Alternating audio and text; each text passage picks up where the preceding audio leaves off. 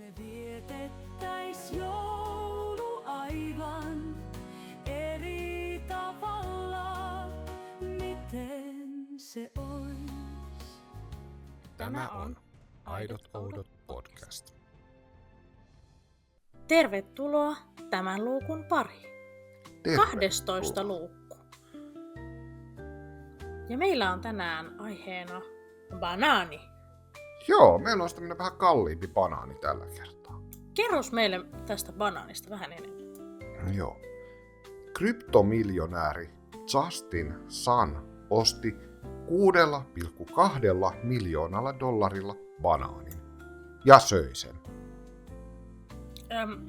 Tästä me aloitetaan.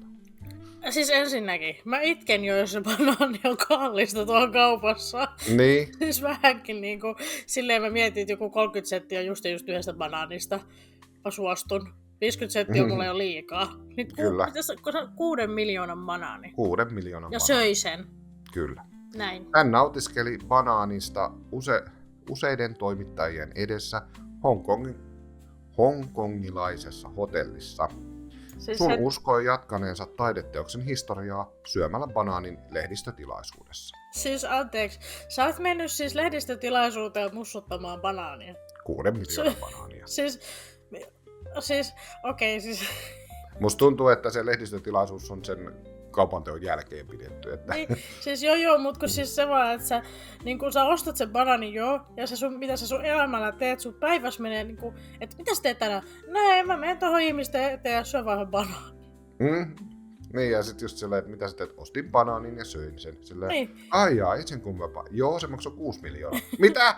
Niin silleen, niin tässä on vaan semmonen, niin ajattele, kun se kertoisi sen siinä lehdistötilaisuudessa, että se olisi niinku pyytänyt kaikki lehdistötilaisuuteen, niinku jostain syystä, koska hän on miljonääri.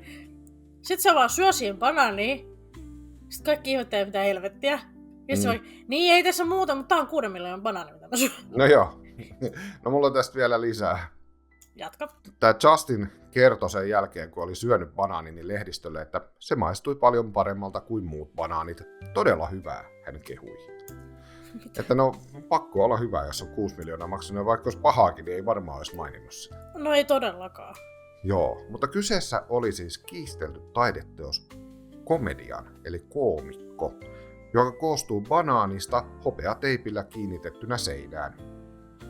Eli siis Jeesus-teipillä. Komedian nousi ilmiöksi vuonna 2019, kun italialainen taiteilija Maurizio Cattelan esitteli sen Art Basel taidefestivaaleilla Miamissa. Yleisö pohti, oliko yksinkertainen banaani vitsikäs huomautus taidepiirien arvoista vai rohkea kommentti keräilijöiden kyseenalaisista standardeista. Sotheby's, joka on siis tämmönen taidegalleria, kuvaili, että teos, joka alun perin kiinnitti huomiota kuten Cattelan teoksen julkistuksena, muuttui nopeasti viraali-ilmiöksi. Se veti puoleensa suuria yleisömääriä, sai median huomion ja herätti laajaa keskustelua siitä, onko kyseessä taidetta, pila vai kommentti taidemaailman ylenpalttisuudesta. Erään festivaalin aikana joku jopa irrotti banaanin seinästä ja söi sen. Eli siis se on syöty ennenkin se banaani. Siis No. maksoi ihan turhaa siis siitä, se vaan otti sen ja söi sen. Se ei ole se alkuperäinen banaani. Niin no hei, just. 2019 tämä taideteos on keksitty, joten jos se olisi 5 vuotta vanha banaani, niin se ei ehkä olisi ollut enää syömäkelpoinen. Ensinnäkin mä muistan ton, kun siitä oli uutinen, mutta mä muistin, että se on niinku lähempänä. Että siitä onkin noin kauan, kun se on uutinen. Se oli ennen koronaa. Okei. Ja tämä Sun siis osti huutokaupassa teoksen aitoustodistuksen, joka antaa hänelle oikeuden teipata uusi banaani seinälle ja kutsua sitä komedian teokseksi. Hän kuvaili teosta kulttuuriseksi ilmiöksi, joka yhdistää taiteen, meemit ja kryptovaluuttayhteisön. Eli siis loppujen lopuksi se siis ei ostanut sitä pelkkää banaania, vaan luvan teipata banaanin seinään, joka en mä tiedä, onko sekään siis nyt niinku 6 miljoonan arvoinen asia. Aitoustodistus banaaneille.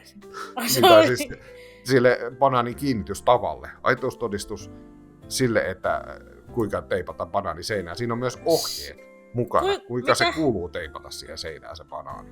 No kyllä nyt pitää olla niin tarkka teippausohje ja ihan niin kuin millin Kyllä. tarkasti, että oikeasti jos siihen tarvitaan ohjeet. Niinpä. Mutta siis toikin, että se vetää yleisöä suuria määriä. Sellainen, kuka? Miksi? Joo, Sillä nimenomaan. okei, jos mä sattuisin olemaan, niin kuin, että sanotaan vaikka nyt, että johonkin Kiesmaan on banaani teipattu seinälle, niin voisinhan mä sitä vilkaista, kun mä sitä ohi meen. Mutta en mä pelkästään sinne menisi sen banaanin takia. Koska mä voin laittaa niin tähän mun matkustaisi viereeni. Mä laitan tänään banaanin. Niin ei se Tähän ole mun sama se- asia. Se ei ole kuule nyt italialainen taiteilija sitä teipannut sitä banaania. No mä voin leikkiä olevani italialainen taiteilija. Ei Kyllä käy. nykypäivänä voi olla ihan mitä vaan. Jos minä saan olla vaikka kissa tai koira, niin minä voin myös olla italialainen taiteilija. Ja mies, jos minä haluan. Tässä nykymaailmassa voin tehdä mitä vaan. Saanko mä siitä 6 miljoonaa?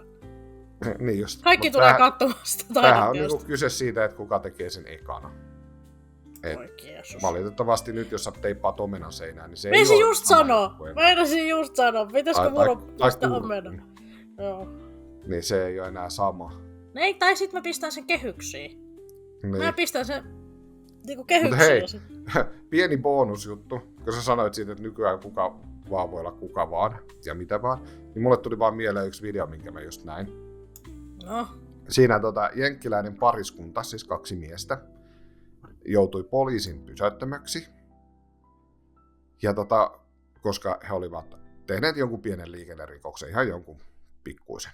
Ja poliisi pyytää tältä kuskilta henkilötodistusta, niin kuski antaa sille kaulapanna, missä lukee sen miehen nimi. anteeksi mitä? Ja poliisi kysyi, että no mikäs tää nyt on? Niin mies sanoi, että kuule, minä tunnen itseni kissaksi, joten tässä on minun kaulapanta, jossa on minun nimi. Tämä on minun henkilötodistus. Ja sitten poliisi on se, ootko nyt ihan varma tästä asiasta? Ja mies on se, että minä olen kissa. Ja sitten poliisi sanoi, no nyt meillä on tässä semmoinen ongelma, että Yhdysvaltojen lain mukaan niin kissa ei saa ajaa autoa. Että, Ei oikeesti. ja onko tämä herrasmies tässä sinun vieressä, niin sitten sinun omistaja? Ei, ole Että todella. sakotaanko nyt sitten omistajaa, kun hän on antanut kissan ajaa autoa. Ei voi olla Ja nythän todellista. tässä on vaihtoehtona toki se, että minä voin ottaa tämän kissan mukaani ja viedä löytöeläinkotiin, jossa se rokotetaan raivotautia vastaan ja siltä poistetaan kassit. Apua, ei oikeesti fiksu Ja, poliisi. ja se maksaa $70. Fiksu ja- poliisi, mitä ja- vitsiä? Mitä seuraavaksi tapahtuu, niin tämä mies siinä sen kissamiehen vieressä sanoi, että ei mulla ole 70.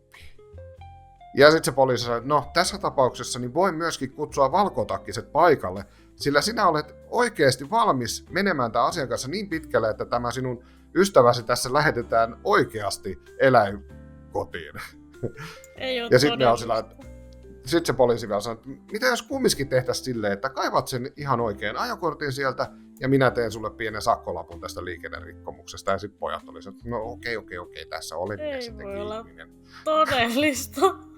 Aika Oikeesti. nerokas poliisi. Siis mä ylistän tota poliisia. Ihan itohon neroa. Miksi mä en ollut tuossa tilanteessa?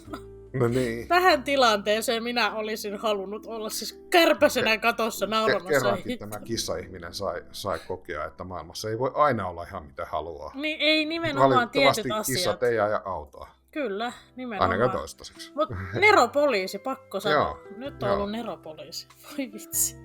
En Mutta- pääse yli. Semmonen luku tällä kertaa. Ja tämmönen 6 miljoonan banaani vaan sieltä. Että Joo, aika arvokas oli kyllä. Ja siis Bans. edelleenkin se, että niin se, että sä ostat banaanin 6 miljoonalla, kuin se, että sä ostat luvan teipata banaanin seinään 6 miljoonalla, niin kumpikin näistä vaihtoehdoista kuulostaa aika mielettömän hullulta. Aika Mutta ehkä todella hän nyt hullulta. myy tämän saman idean myöhemmin vielä kalliimmalla, niinhän taide toimii aina. Totta. Että jos siitä on maksettu nyt 6 miljoonaa, mä muistan, että joku on ostanut tuon aikaisemmin jollain noin 1 miljoonalla. No kun mäkin mietin, että onko se mennyt. Joo, mutta siitä ei mainittu nyt tässä yhteydessä.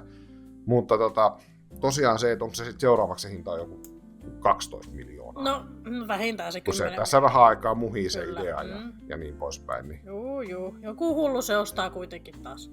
kyllä. Saa No miljoonaa mutta sit takaisin. tosiaan, tällainen luku tällä kertaa. No Ei muuta. joo. Ensi luku. Ensi lukun pari. Hei hei. Hei hei. Ramat, joululahjat, saunatarinoita, Joulufiilistelijän unelmakohteet, kissan pitkä retki.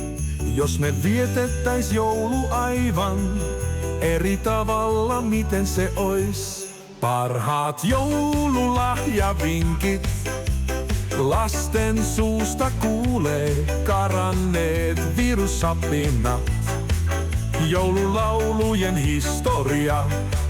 Jos me vietettäis joulu aivan eri tavalla, miten se ois? Karhuasuinen mies ryösti autoja.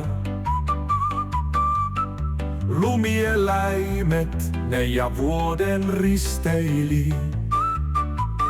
Husmiljoonan banaani. Jos me vietettäis joulu aivan eri tavalla, miten se ois?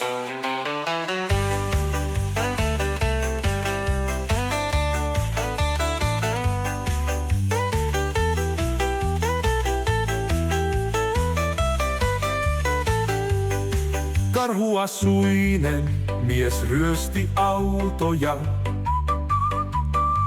Lumieläimet, meidän vuoden risteily. Kosmiljoonan banaani. Jos me vietettäis joulu aivan eri tavalla, miten se ois? Luusia päivä, ihanat joulurunot, parhaat jouluohjelmat, joulupukeutuminen. Jos me vietettäis joulu aivan eri tavalla, miten se ois?